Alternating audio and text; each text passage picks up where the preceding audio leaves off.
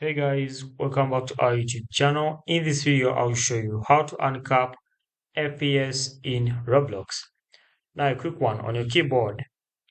You want to tap on the Windows R, then you'll open up this run program. Now, in the run program, you can go ahead and type in this percentage local app data percentage. If you want, you can copy it. Now, click on OK.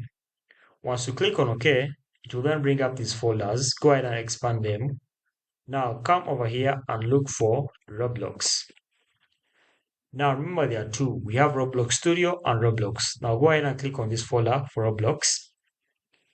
Now scroll down and then come on this global basic settings 13. Right click. Once you right click, click on edit in Notepad over here. Now once you click on edit in Notepad, just come over here and then scroll down. Okay. So once you scroll down, come over here to the page layout over here, then change this a bit up to 999 and then hit on the save button.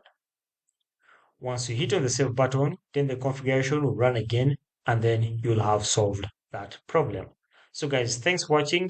Like and subscribe. We shall meet